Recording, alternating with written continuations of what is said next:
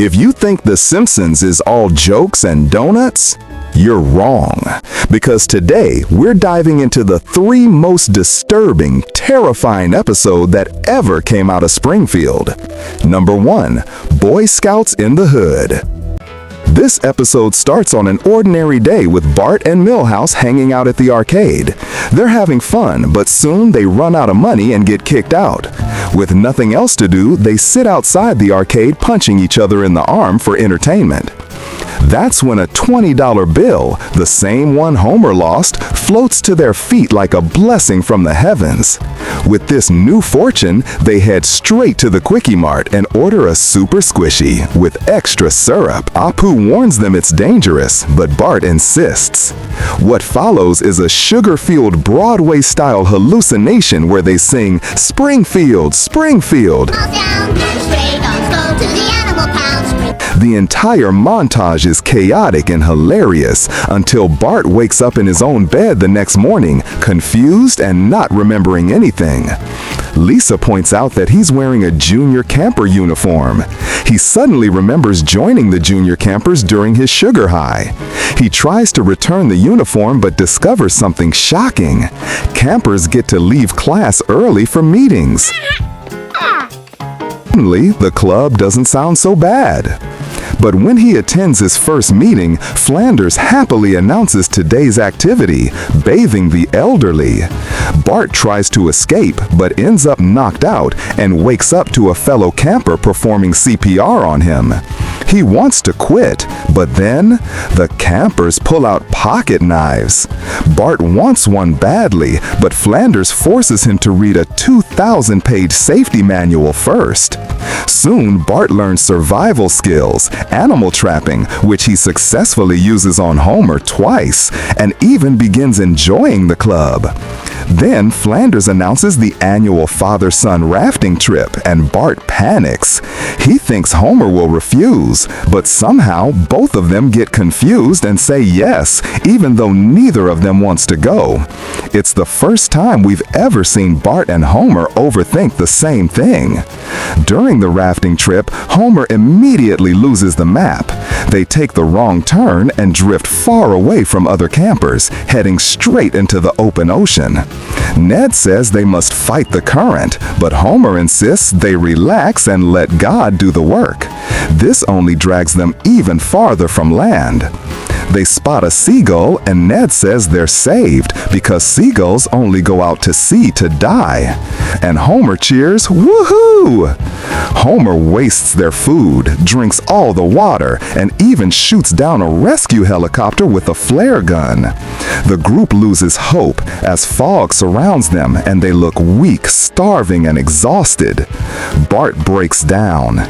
Homer gives him a pocket knife he had bought earlier, and they share a rare heartfelt moment until Homer drops it and punctures their raft, making things even worse.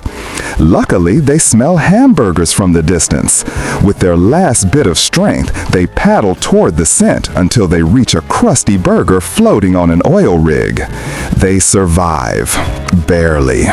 And that's why this episode is so disturbing. It goes from goofy fun to life-threatening terror in minutes.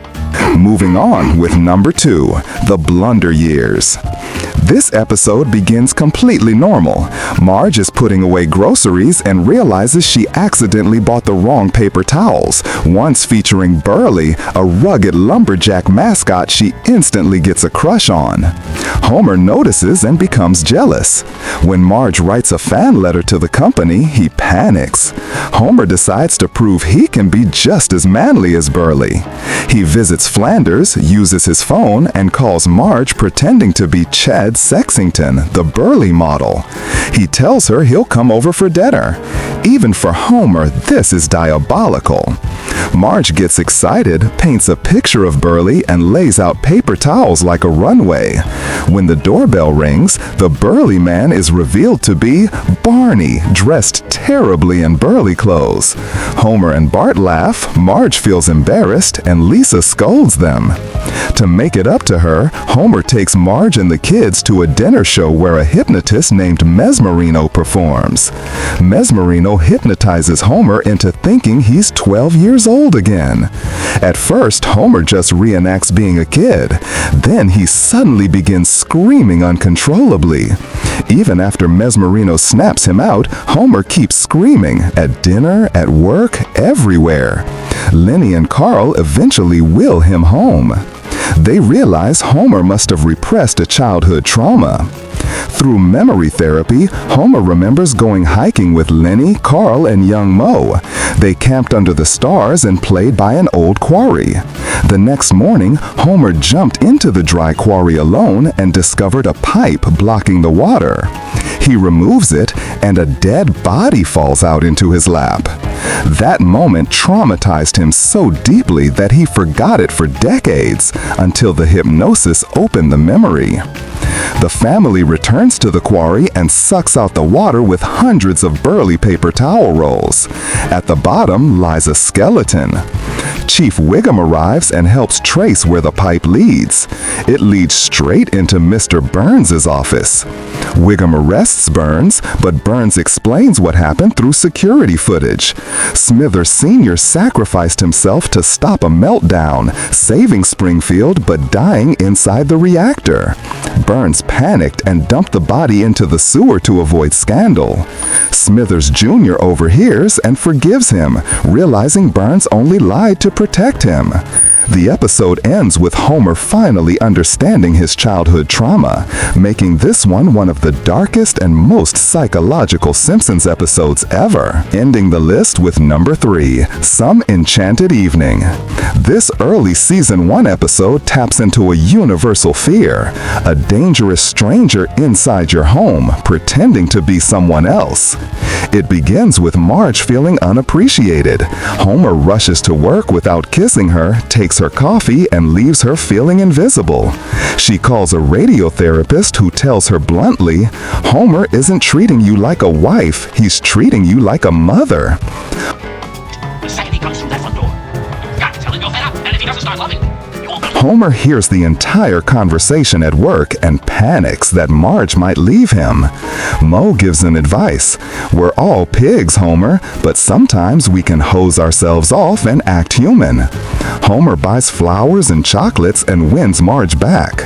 They plan a romantic night out and call for a babysitter. After lying about their name to get accepted, a babysitter named Miss Botts arrives.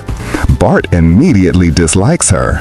When he turns on the TV, a show called America's Most Armed and Dangerous airs a segment on a criminal known as the Babysitter Bandit, whose MO is pretending to be a babysitter, tying up the kids, and robbing the house.